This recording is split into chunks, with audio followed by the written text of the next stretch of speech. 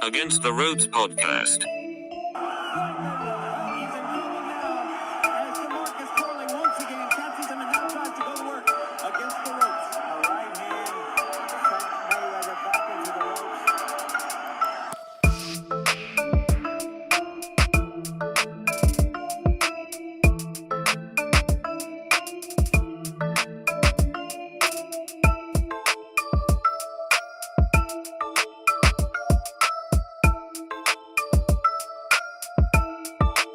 Contra las cuerdas.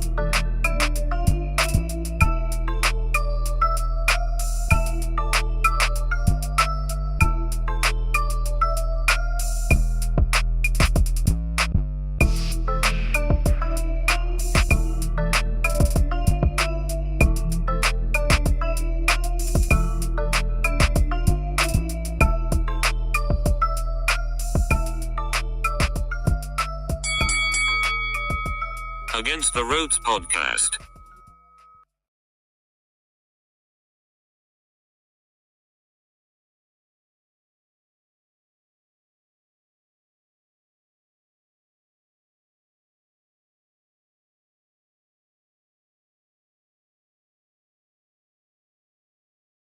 Fights, this past weekend. We got some good, great up and coming names, man, coming and fighting this weekend, man. Let's get started. Yeah, let's get started back with another live show here. Back at it again. We did have some action last Saturday. We got a good pair of fights, this weekend. But let's go ahead and begin with what transpired, last Saturday. This was one of our picks, so a little bit of movement there on the standings. O'Shaquie Foster wins that belt again, that WBC belt against Robson Conceição. If you guys remember, the last fight between those two was a close one. We had another close one, Chris. We were just taking a look at the scorecards right here. 115, 113, basically all three judges. Two of them going in favor of O'Shaquie Foster, who improves to 23 wins, 3 losses, 12 KOs, 31 years old out of Texas. O'Shaquie defeats Robson Conceição, Brazilian medalist, 19-3 now, 36 years old, as you see it there. Split decision, both fights between the two. Chris, give us your thoughts. Yeah, I share the sentiments of a lot of fight fans, Gio. I felt the first fight, O'Shaquie Foster did more, slightly more in a competitive match, but they gave it to Conceição. This time, I felt like Conceição, which I predicted that he was going to have another, I know it was going to be competitive, but I felt that he was going to win this match. I felt that he won on the scorecards, but they gave it to your man, O'Shaquie Foster. So even though it's not a robbery, I just felt like I got robbed on our scorecard. But again, it was a competitive fight. Could have gone either way, depending on how you see the rounds. But I just favored Conceição just a little bit more. But again, the belt goes back to O'Shaquie Foster. First of all, please don't call him my man. I picked him. It was kind of like the election, right? You had to pick someone, so I picked him. I just thought that, he was going to do what he promised to do, be a little more active. In the first fight, he didn't let his hands go that much, and that was a close one. A lot of people thought or felt he got robbed. And this one, another close fight. I picked him just because I had to. I just felt like Conceição tends to fall short in a lot of those big moments in his in his big fights. He did earn a draw versus Navarrete. He lost versus Shakur and also Valdez, if I'm not mistaken. Correct. So he lost to, the top guys essentially. Shakur, Valdez got a draw against Navarrete. Probably overachieved in that one. Third loss now, 36 years old. I mean, he's still a very good fighter. I've always liked Conceição. Obviously, just not a guy with a ton of power, not a guy who's very exciting. So I just kind of went with Oshaki by default.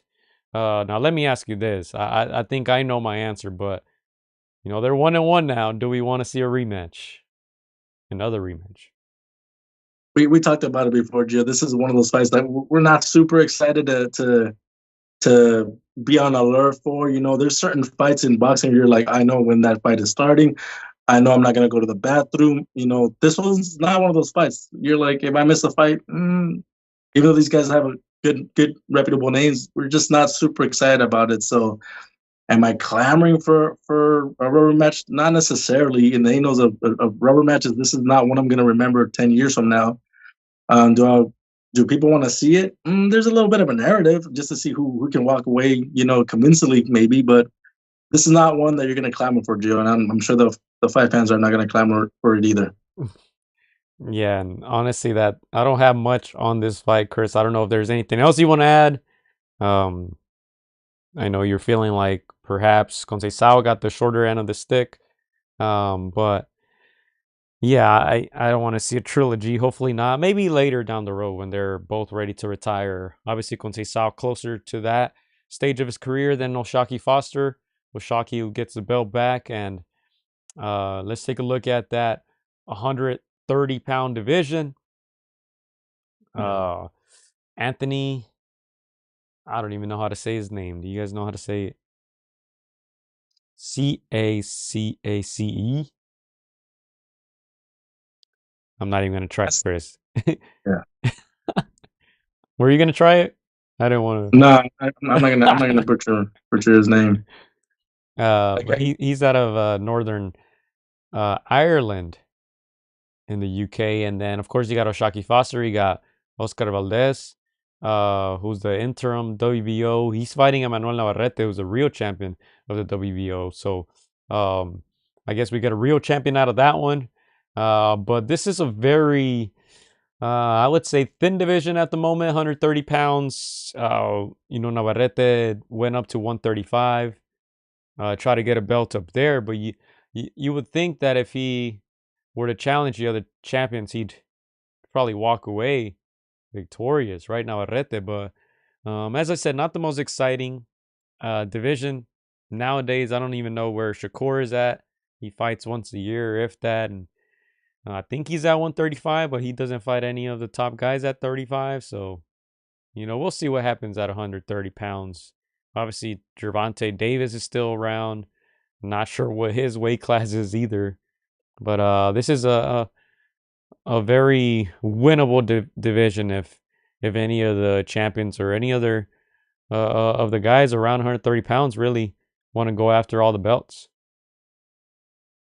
Yeah, you said it, Gio. 130 is kind of like the middleweight division right now. It's pretty open. I mean, outside of that boogeyman in that middleweight division, it's pretty open. All the sexy names, as you call it, Gio, they're at 135, 140. Their bodies have grown a little. They've moved on up. You still got the guys like Oscar Valdez, but I think they're a little bit past their prime. Guys like Navarrete, 126. Moving up, I feel like he could, obviously reign there for some time.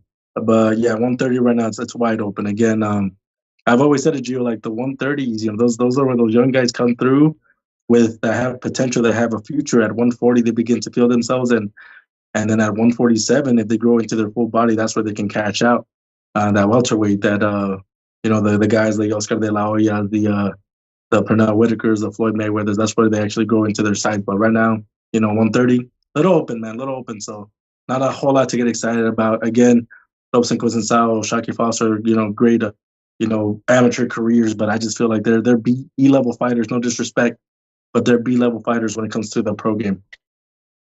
I mean, no way, just go up to 130 and win these belts, man. Yeah. He's fighting Goodman. We spoke about it a little bit last week. Some of the other, I did want to mention another fight on here. Of course, we had our boy, friend of the show, Raymond Morataya, who got a KO. Chris proved us right. He got a KO. It was early. Was it the second round against Jesus Antonio Perez Campos, who hadn't been stopped before? 6 losses. You see it there. He lost to some names that you guys may recognize: Danielito Zorrilla, Alexis Rocha, Brian Norman Jr. But he had never been stopped, and Raymond Morataya made easy work, improving now to 22-0, 17 knockouts for 27-year-old out of Fontana, California, Raymond Morataya. Yeah, Drew. Again, he had a performance. The ones that we're used to seeing, the ones he had like against Nakatilia, that's the Raymond that we're used to seeing. And his past performance, he's done what he needed to do just to win. But he's looked less than stellar, and this one kind of reminds you of all the accolades that he's been given at that Robert Garcia Boxing Academy. Putting his name right next to with Bam Rodriguez. So again, amazing performance. Again, he's doesn't have the biggest following in terms of Instagram and social media, but you keep winning like this, you can't be denied, man. Again, those names are going to come up, and those mandatories are going to be placed with his name next to it. So I can't wait. Again, quiet guy, but he does all his talking in that ring. Yeah, I mean, he looked great. He looked great. He's a guy who, when he hurts you, puts you away more often than not. So another very good performance. Continues to call the champions out at 135 pounds. So, hopefully he gets the opportunity. If not, we want to see him staying busy, continuing to dominate as he did on Saturday. Second round stoppage. Things looking good for Morataya. I think he's in a good position. When you look at 135 pounds, let's go ahead and take a look at who's up there in that division. Here it is on your screens. Maybe Gervonta Davis. I don't think he has a real belt. But Lomachenko still has a belt there. There's talks of him retiring, perhaps. Rumors at the moment. And then Shakur has a belt as well. And of course, Denis Berinchek, who defeated Navarrete in that fight. And yeah, I mean, this is a very interesting division. I think Lomachenko, a lot of people are waiting to see what he does. As I said, Gervonta Davis uh, doesn't have a real belt, but he does fight at 135 sometimes. So he's still a name up there. But yeah, we'll see what's next for Raymond. As I said, if the top dogs don't want to face him, hopefully he can continue to stay active. Yeah, and again, I see a lot of the top dogs evade him. I mean, they're gonna say any excuse. It's a high risk, little reward, just because he doesn't have the biggest following, the biggest name. But they know of him. They know of what he's got. They know of his skills. They know under what camp he is coming from. So I'm not gonna if I see a big name signed to the next fight, I will give that opponent their due flowers and their respect. But I don't see any of the big names challenging him, Gio. Off the top of your head, if there is somebody like that might step up, Gio, who would it be in your opinion? I mean, it's tough because nobody's looking his way. Nobody's mentioning him. They all know who he is, Chris. He's fought a lot of these guys in the amateurs. And I believe it was 2 years ago when you asked Ryan Garcia, hey, what do you think about Raymond Morataya? His eyes lit up. He kind of smiled. He said, man, he's the real deal. Those guys fought about 4 times in the amateurs. I think Raymond beat him every single time. All those guys at or around 135, they know who he is from the amateurs. So I doubt that he will get a chance in the first half of this 2025. Maybe in the second half of the year, somebody gives him a chance. Bob Arum will have to work his magic and convince those guys to step into the ring with Raymond. But it's going to be very, very tough, man. Like you said, high risk, low reward. He has a great backing fighting out of the RGBA. He gets the best sparring in the world. He has his father as his trainer as well. So yeah, I think it is looking a little difficult. I don't see too many guys stepping up. Slight encounter says I'd like to see Raymond versus De Los Santos. I think a veteran like that is a good um a good challenge for Murataya. You know, Tevin Farmer, you know, who's gonna fight William Cepeda. You know, they asked Raymond too about that at the end of the fight. You know, because Tevin essentially getting it's basically a title shot, right, against Cameron. You know, because the winner you think is gonna get a title shot next. They asked Raymond what he thought. He said it was BS, but you know, Raymond didn't look so great against Tevin. Yeah, he won most of the rounds, but and was able to hurt him at the end. But I think one or two more fights against a veteran like that, and then they can't continue to ignore his presence. Big Bro says Raymond needs a title shot. Next is time. Uh, I think you'll have to take um, the route of maybe like a Berenchek or something like that to win a belt. Yeah, and again, that fight with Tevin Farmer, I think Tevin Farmer fought a great strategic kind of fight. Again, that fight reminded me a little bit of Oscar De La Hoya versus Pernell Sweet Pea. Just kind of that style. Again, obviously different fighters, Chris, different weight class, but it was in a style Chris, come wise. on, man, come on, man. But again, I know you're not gonna like that comparison, but again, back to the question of who I think would step up, what veteran or what guy with a name. Um, I like the Edwin de los Santos. I think that's a good fight for our boy. But I think somebody in if he's not retired, I think like Vasily Lomachenko will step up. We've noticed that we've seen it time and time again. Vasily, even though he's smaller for that weight class, he is not afraid of the bigger guys. He's not afraid of the challenge. He believes in his skills. And he takes it to them a lot of the time. So I think a guy like Vasily Lomachenko, if he's not retired, I think he would welcome that challenge. Again, I feel like there would be a lot of respect between these two fighters. They're both classy individuals inside and outside that ring. So I see that being a possibility.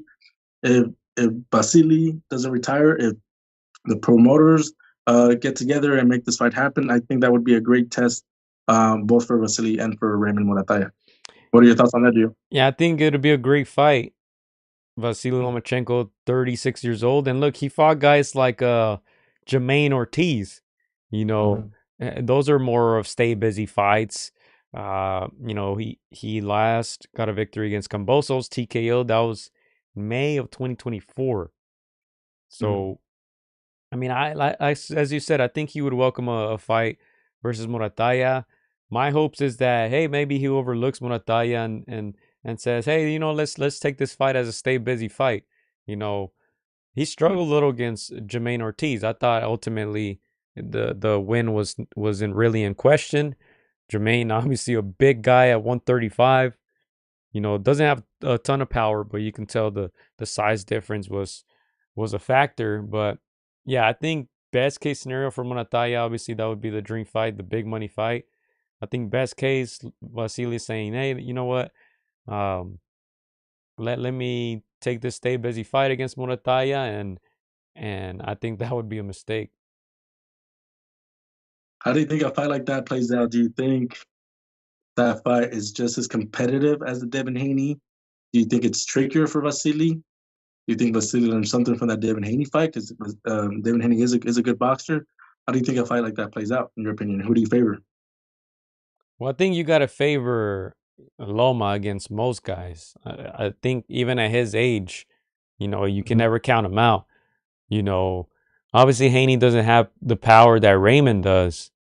You know, I think most of us saw Lomachenko beat Haney. Except you, Chris. I think you still believe Haney won that fight, but I think most people saw Lomachenko win, even though Haney outweighed him by maybe 30, 35 pounds on fight night. But yeah, I think at 135, you still got to favor Lomachenko against most guys. But I would like to see Raymond, as I said, take another fight or two against a veteran and then get a fight against one of the top dogs. And I think he will be a little more prepared, but you can't count him out, man. Raymond is a good counter puncher, and he has a good amount of power. what is it, 17 KOs, I think, and 22 wins. So, especially fighting a smaller guy like Lomachenko, I think that would be a great chess match. And I know I put you on the spot, Gio, because I know obviously Raymond's our boy. We have him on the podcast. And Vasily, he's been a fan favorite. He's been one of our favorites for a very, very long time. Like I said before, he's a classic guy. He fights all comers. You know, again, he's kind of reminiscent of Canelo, the Pacquiao of yesteryear. You know, they just fight all comers, even as they're aging and you know they're going into the twilight of their careers. So yeah, I gotta admit, I probably would be very very down the middle in that fight. Obviously, I would want both men to have their hands raised, but of course, this is boxing. That's not possible. But yeah, I agree. I think it's going to be a very competitive fight.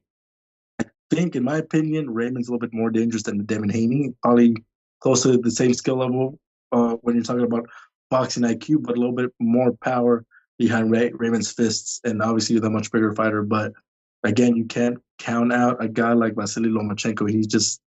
He's the ultimate matrix, man, and especially in close quarters. So again, it would be a great, great learning experience both for Vasily fighting, you know, still in the twilight of his career, and Raymond, man, just downloading and getting experience. So I agree. I don't see that fight being the next thing, especially since Vasily's looking for titles and for unifications and for undisputed and all that.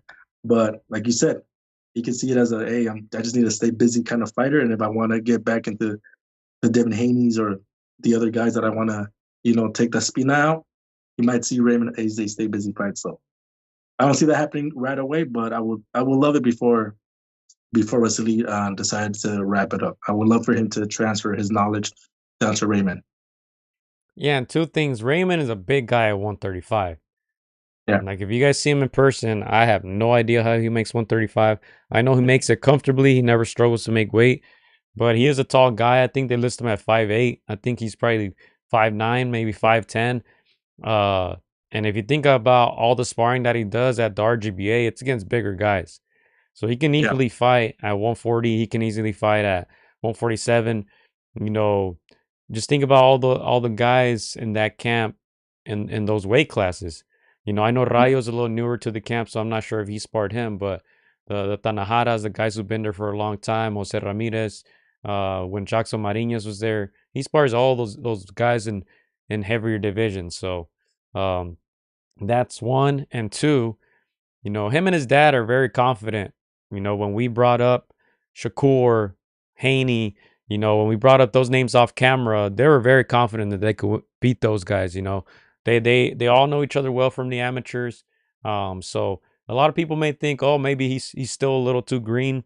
Murataya, he only has 22 fights or whatnot, but they're very, very confident in that camp. And don't even ask Robert. Don't even get Robert started because he's very high on Murataya as well. So I know they're confident there and they want the fights, but we'll see when those top guys decide to give them a chance. Yeah, like you said, Gio, you know, when you brought up the Ryan Garcia interview when we asked him, I'm sure that was not a question that he expected. He didn't expect me to say Raymond's name, but you know, I like to read body language. I like to see people's facial expressions. He was getting his proper due and respect. Again, like you mentioned, Raymond got the better of him in the amateurs, and of course, Ryan does carry the bigger name, the bigger fan base.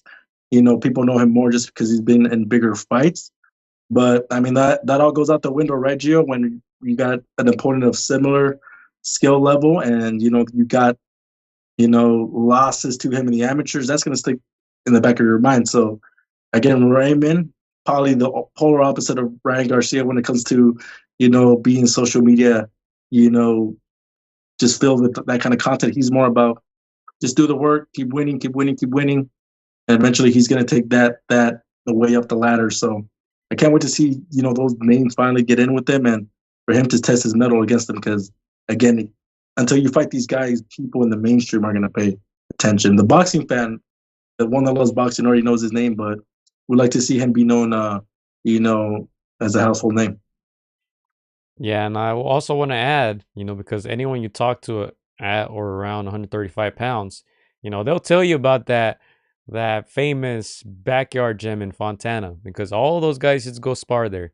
Ryan Garcia, Carlos Valderas, all those guys, like as I said, anyone who is from California and is around, that weight class, they know about those sparring sessions, they know about the amateurs. So, but let's go ahead and play a clip of that. I'm not sure if many people have seen uh that interview with Ryan Garcia. I'll just play a little bit of it at the moment. Yeah. After this ad right here. And Gio, I've taken a picture. Well, I've taken pictures with the boys. Yeah, I say on a good day I'm 5'9", but I'm probably 5'8.5", 5'8 3/4. And Raymond is taller than me, so he's at least 5'9", 5'9.5". So that's like you said, he's a big boy. I think he's more comfortable at 140. He's 27. I can see him going up to 147. So yeah, definitely he would be a tall order for anybody at that 135 division. Yeah, but like I said, he doesn't struggle. He doesn't struggle to make it. He's very disciplined. So, but yeah, if you see him, you're like, there's no way this guy drops down to 135. It's crazy. But yeah, let's go ahead and play this. You too. Like, focus on him working out. You want him to give me a line. Why would I want me to do it? You talk to Oscar? It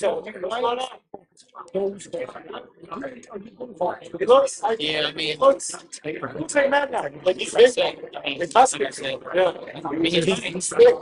Yeah. Something that's pretty odd. Tuna's carry his looks like that. Like, especially like here. Absolutely. Send him a message. He's seen it in a minute, maybe less. He was watching everything. It was terrible. Ryan. I don't even know what's going on. I'll have everything he does. Ryan, thoughts on Raymond Morataya that fights this Friday? Raymond's a beast. I knew him in the amateurs. He was a fucking great fighter, bro. Good counter puncher, strong. Yeah. Good body shot. I know his family real well. Expect good things, great things from Raymond. He does everything right. What advice do you give him? I know he's got a couple less fights than yourself, but he's also on the way up on that top ranked stable. What advice do you give him? Just keep on looking to be great and separate yourself from everybody else. That's it. You want to see him down the road at maybe 157 one day? Yeah, one day. Okay. It's Ryan Garcia. We haven't heard from Ryan in a while, Chris. Isn't he fighting an exhibition or something? Yeah, he was talking about stuff like that. But I mean, hey, a year passes by quick. And again, the suspension that he got, Gio, it's just the powers that be that have to do their job. Like if they really want to hurt him, they would have added more time. They would have started his suspension later, 3 months down the line. But they were like, no, from the time that you got the fight they gave him 3 months already. He already paid 3 months time, and now it's been what? It's almost here, bro. April 20th is the time is flying. So in no time, man, we're gonna see Ryan's return. And hey, that guy that interviewed Ryan, he knows what he's saying because he called out a possible fight at 147, Gio. And I could see them if Ryan stays on course, stays winning, stays being relevant. Raymond, it seems like he's gonna be a blue chip kind of fighter. He's just gonna keep winning, disciplined kind of fighter. I could see them having a super fight at 147. So that's where I feel like their bodies are gonna, that's where they're gonna mature. So 147, I'm calling it, Gio. That's gonna be a super fight down the road. Yeah, and Raymond is a respected guy too. He's a guy who minds his business, doesn't do the social media stuff, just trains every day and fights. So I can see that if Ryan is looking for a dance partner. Like I said, everybody respects Raymond, but yeah, Raymond, second round TKO, shines again. We'll see what's next for him. Chris Clyde says you can get to 5'10" if you do that broccoli hair that these kids do these days. Dude, I had the spiky hair all my life, bro. That DBZ spiky hair. I think that's why I thought I was taller than I was, man. But it was just the hair, man. Lie to myself, man. I lied to myself all life. I gotta try it. To get to 5'10" though, I'm gonna need like the Super Saiyan 3 or 4 or something, like the super long one. But yeah, let's go ahead and move on because we have some fights going on this Saturday, Chris. Let's go ahead and take at that a look at that boxing schedule here popping up on your screens. I don't know if you care about this one, Chris, but Keyshawn Davis is fighting against Gustavo Lemos Friday, November 8th, sorry, Norfolk, Virginia. Abdullah Mason is on that undercard, but I don't see a lot on there, so not sure that I'll be in a hurry to tune into this one. Yeah, Keyshawn Davis, great, good fighter. You know, he's got a good name up and coming. This is more of a stay busy fight. Do what you need to do to win. I'd be shocked if he were to get upset. So that's the only thing. This is again a good name, but you need a dancing partner for people to get excited about. This isn't the one, but I mean, it's like you said. This is one of those fights where you stay busy, you do what you do, you keep petting that record, get that W, and move on to bigger, better things. Yeah, so that's Friday if you guys are interested, ESPN Plus. And of course, we got November 9th, Philly, DAZN, Jaron Ennis versus Karen or Karen. He's Ukrainian, so I don't know. I'm gonna say Karen Chukatsani. I think I killed that. I don't know about you guys, but you see it on your screen. He's Ukrainian, man. You got to watch out for those guys. Jesse Rodriguez, Bam versus Pedro Guevara. Raymond Ford is also on that. Ernesto Mercado, who's a good up-and-coming fighter. Watch out for him. Austin Williams, who recently lost to Shiraz. You know, that was a mismatch, man. Eddie, man, what are you doing in these 5-on-5s, man? Sending your boys to war with no ammo. No pun intended. Shout out to Ammo Williams. But yeah, what do you think about this, man? I guess you can say co-headlining. I don't know too much about their opponents. Let's look at Jaron Boots Ennis, 32-0, 29 KO from Philly, Pennsylvania, 27 years old. Shout out to Derek. I know that's his boy. PA. You know, he's coming off a win against David Avenesian. You got a stoppage there. You got a stoppage against Roman Villa. He actually beat his opponent already in 2023. That was a unanimous decision. Not sure why they're running it back, but they are. You know, let's take a look at Karen. I'm gonna just call him Karen. 24-2, 13 KOs, only 28 years old, from Kiev, Ukraine, coming off 3 wins in a row. Has won all his fights since that loss to Jaron Ennis. But as I said, looks like a stay busy fight for Ennis. If you look at his resume, nothing too impressive. He already has 32 fights, 27 years old. So I'm going to be a little tough on him and say, hey, look, this guy, he got emailed the championship, Chris. He got emailed the championship. We need to see him against any top guy at 147. And if there's nothing there, then 154 is not that far away from 147. Yeah, like you mentioned, he has fought this guy before. He's beaten him before. He got a decision. This probably just means that he's having trouble finding opponents. He just fought him last year. I'm gonna put some pressure on him and say, like, to move to the next step, you need to knock out this guy. You got the W already, been there, done that. I want to see a knockout. I want to see a TKO. That's what I'm expecting. I mean, that's the barometer. That's the standard. I'm going to put Jaron Ennis because, you know, this fight weekend we have Bam and Ennis, and they were both guys that we 3-4 years ago, 5 years ago, were like very high on. But so far, right now, Bam Rodriguez is he's excelling. He's gone above and beyond, you know, what we expected of him. And Jaron Ennis is like, he's still good, but he hasn't, you know, hit that level that his team and many of his supporters are saying of him. So this fight, it's not just a W. He needs a knockout. He needs a statement, and he needs it so he can call out the bigger shots at 147. I agree 100%. Especially you got Bam on the quote-unquote undercard.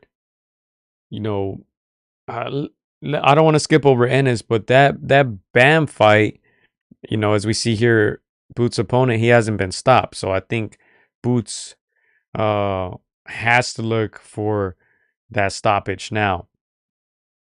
if you want to look at that event, Jesse Bam Rodriguez is on there. One of the guys that people regard as one of the top pound for pound talents, 20-0, 13 KOs. He's only 23, 24 years old, Chris.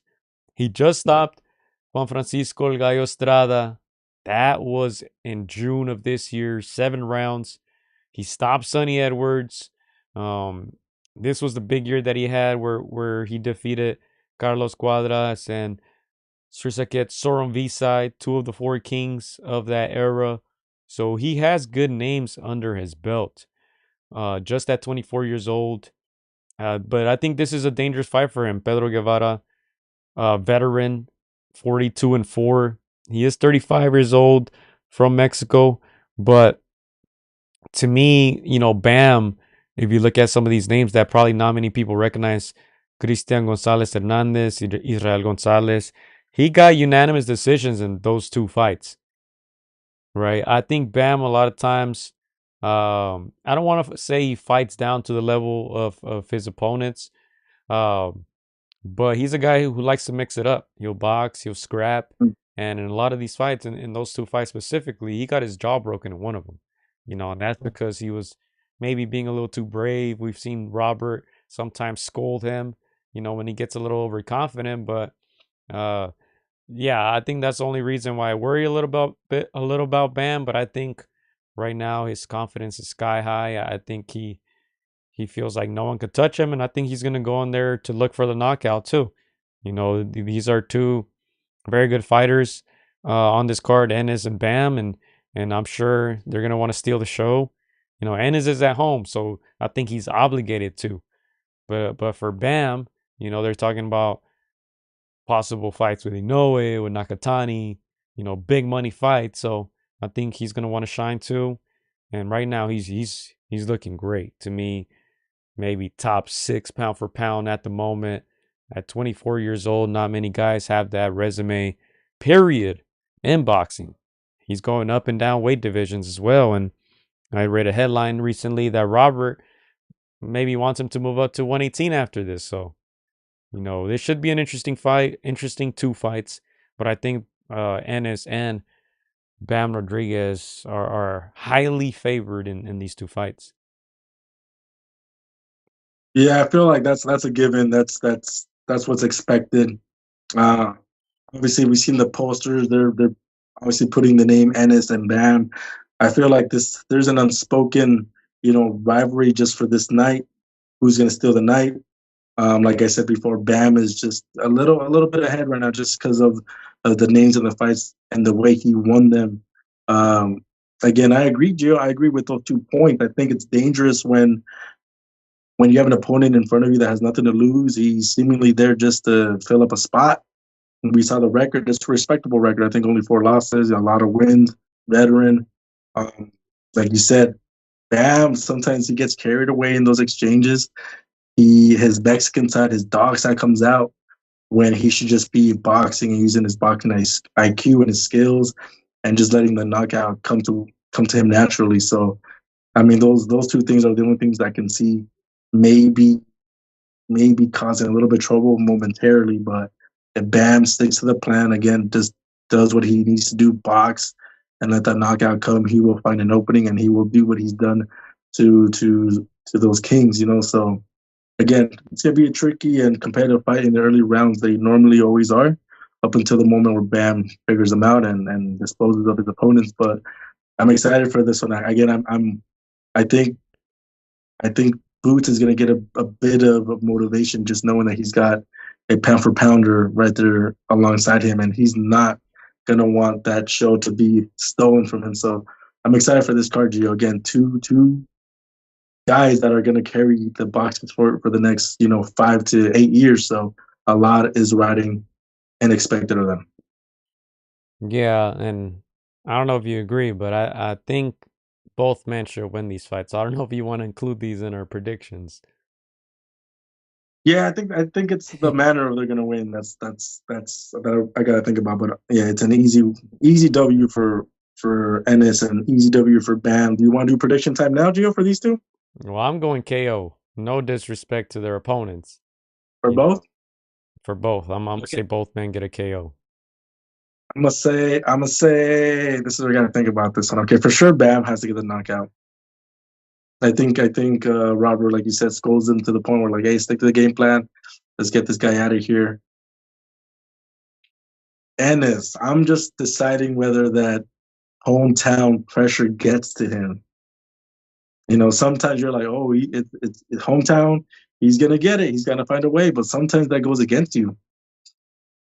A lot of distractions, friends and family, nerves. You tighten up a little bit. I'm just saying this for not just to get Gio nervous.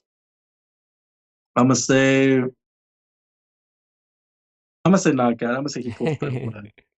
But I almost wanted to say decision, man. I almost wanted to separate myself a little bit. And his opponent is tough, but in Philly, he has to get the knockout, and I think he knows that. 100%. And let's take a look at Bam's opponent. As I said, 42-4. He's coming off that win against Andrew Maloney, split decision. And then Carlos Cuadras, he lost to by split as well last year, 2023. So he does have a ton of experience, but man, as I said, Bam right now is on another level. So I expect both these men to come out and shine. That's what I feel like this card is meant for, and I don't think they're gonna let us down. Question, Joe. Who steals the show, though? Who do you think walks out with the bigger win? I'm gonna say Bam, just because you said these guys when they fight at home, something happens. They get a little too comfortable, maybe. I think Bam will get a spectacular one. I think Boots, I don't want to say he might struggle a little bit, but I think it's going to take him some time. Big Bro says Bam, easy stoppage. Boots, stoppage within 7, 8. Yeah. I'm agreeing, man. I think I convinced you. Yeah, I think Boots is gonna have a little added pressure. I mean, again, it's easy for people to think when you go home like it's all sunshine and rainbows, but the reality is it's a lot of distractions, a lot of interviews, a lot of your buddies know when you're coming home, you're about to put on the show. That's stressful, man. So I agree. I think Bam, just not being in his hometown, finding a way, a little pressure off, he's gonna find the knockout. He's proven it time and time again against the very best, and I expect nothing less of him. Iceman says Bam, Boots already fought Karen, he says. Yeah. He said he already took the test. There you go. Yeah. All right. Well, that's Saturday, as I said, DAZN. If y'all want to check that out live from Philly. And then you got that Keyshawn Davis fight. You know what? Also, November 9th, this one kind of flew under the radar. I recently saw a post about it. Subriel Matias is fighting in Puerto Rico, Bayamon, against Roberto Ramirez. This is a 10-rounder. It says ppv.com. So not sure how many people will tune into that, but Subriel Matias making his return, quiet return, you can say, after that loss versus who did you lose to, Chris? Man, what's his name? I forgot. My apologies. Liam Paro. Liam Paro. There you go. And Liam said that he's fighting in Puerto Rico? Yes, Liam Paro is also fighting in Puerto Rico soon. It would probably pop up right here on the screen. But Gio, something happened in that fight where they're like, hey, man, we didn't sell enough tickets or something, where they're like, we need 2 more fights in the island.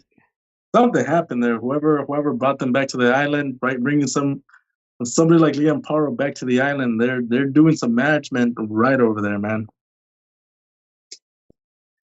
Mike Tyson versus Jake Paul, Chris. Do we care about that? November 15. Are you going to that?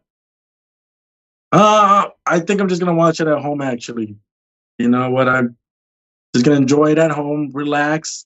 But we're gonna pay attention, man. Again, it's Mike Tyson, man, baddest man on the planet. Even though I feel like a lot of this is a payday. We know that Jake Paul brings a huge name, mainstream audience. He kind of connects, the youth with the older.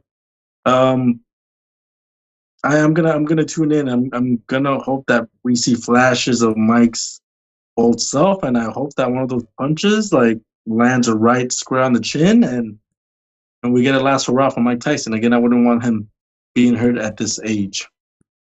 Well, let me know how it goes, Chris. Let me know how it goes. Okay. You don't got Netflix? Come on, man. You got Netflix is free. I haven't had Netflix in like 10 years, but I'll find someone who does.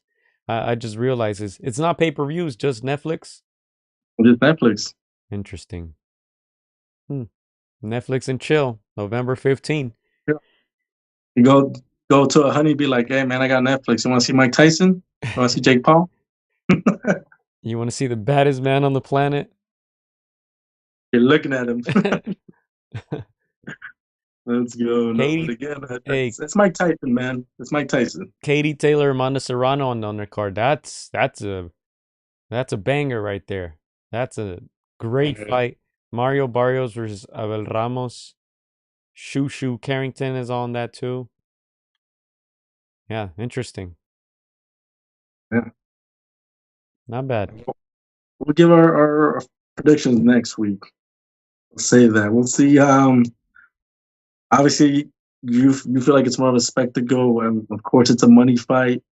Um, Obviously, there's probably some assurances behind the scenes, but again, I mean, I just hope Mike Tyson forgets that it's an exhibition, and he gets hit with something he's not expecting, gets mad, and he just becomes 25-year-old Mike Tyson again and throws a body shot that Jake Paul just can't respond from. But we'll see, man. All right, we also got the Ramirez card versus Bill M. Smith. Jose Ramirez, Arnold Barboza Jr. on the undercard. Oscar Duarte against Kenneth Sims Jr., William Cepeda against Tevin Farmer. That's going to be a good card right there. Saudi Arabia, November 16th. Sonny Edwards making a comeback against Galal Yafai. That's a good fight as well in England. And that's what November looks like. Not a bad November, man. I like it. Yeah, no. Again, as the November has some good fights, man. I'm excited for the rest of November. Obviously, the big dish is in December when Usyk takes on Tyson Fury, but not a bad way to finish championship round 11 of the calendar year, Gio. And again, man, obviously, I'm sure you've already seen this, Gio. We've seen the monster Inoue, taking a picture there with Your Excellency Turki Al-Sheikh, and that just means he's ready to do business again. Money talks, respect talks. I said in time and time again, once Canelo, gets his respect, I can see him do business as well. So we've seen Canelo over there in Japan. It seems like it's getting closer to coming together. And again, once we have all of the boxing entities under one, I think we're gonna get the best fights for the boxing fan. No, this will count on the records. Knockouts allowed, says Iceman. He's talking about that Paul fight? I think so. Man, that should be interesting. I haven't really kept up with whatever they're talking about nowadays. So maybe I'll get into it in a couple weeks. But as of now, I'm whatever about that fight. But we'll see. We'll see when November 16th comes. But I think that's all I have, Chris. What was it? 15 milli for Inoue? Something like that? Something like that. To Yeah. be a Riyadh season ambassador? Not Yeah. bad, not bad. And again, shout out to Arnold Barbosa Jr., bro. He's I saw his story. He just landed in the Middle East, I think yesterday or today, and he's getting ready for his fight with Ramirez. That's a personal fight. For him, it's a title shot, something that was denied for years and years and years. Now he's finally getting it, not with the title on the line, but he's like, hey, I'm treating it as such, so can wait for that fight as well, on November 16th. So I'm sure he's going to get one step closer to a title shot. Yeah, shout out to Arnold, man. His Dodgers won. Right. He was keeping up with that. So, yeah, man, I think that's all we have. We'll be back next week to break down Boots, Bam, and all the action coming up. November. It's some good action, man. That November 16th card is gonna be something. A day before that, you have the I'm gonna call it the Mike Tyson Jake Paul undercard fights. That should be good as well. So yeah, we'll be back next week to break it all down. Thank you guys for keeping it lit. Mark says $19.7 million, 15 million euros. Thanks for clarifying. But yeah, that's just for ads, says Iceman. No fights for Inoue. Yeah, it's just to represent, to post couple stuff, couple stories, couple posts on IG. Perhaps wear the logo on his trunks, and yeah, easy Money money. talks. Money talks.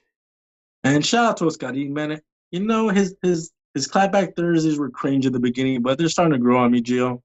It's not comedy. It's he's a funny guy, man. So shout out to Scotty and to his girlfriend. I think she was a nun that crashed the Oh, that press conference. was her. I didn't know who that was.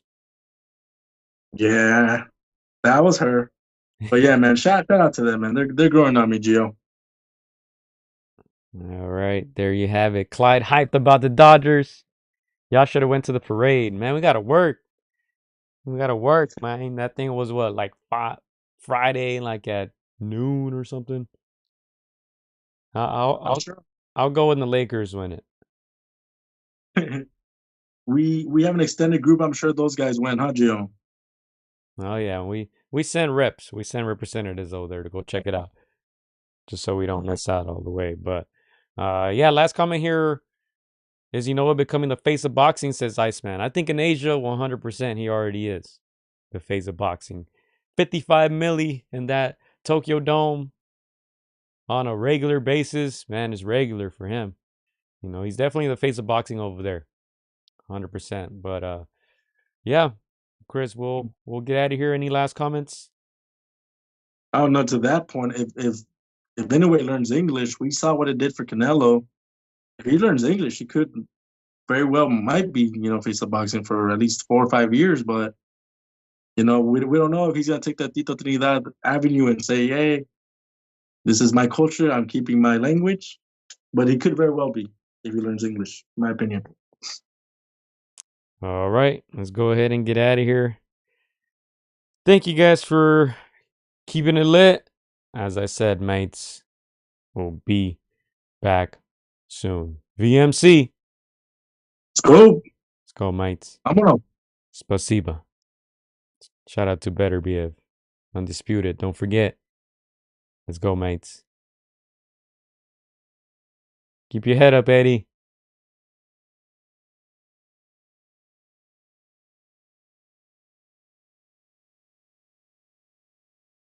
Hola amigos, soy Juan Francisco Gallo Estrada. Quiero mandar un saludo para mis amigos de Contra las Cuerdas. Échenle muchas ganas, un abrazo, muchas bendiciones. Shout out to Against the Ropes. You know what mine is? Let's box, bitches. It's almost fight night. Shout out to Against the Ropes. Thank you for the support. Keep doing your thing. You're doing a great job. So thank you and best wishes. Huge shout out to Against the Ropes. Shout out to Against the Ropes. Thank you guys for the interview, and hope to see you guys soon. Against the Ropes, always doing the right thing. Shout out to Against the Ropes, man. I appreciate you guys for having me, taking the time out y'all day. Against the Ropes, #1. Freddie Roach. Thank you very much.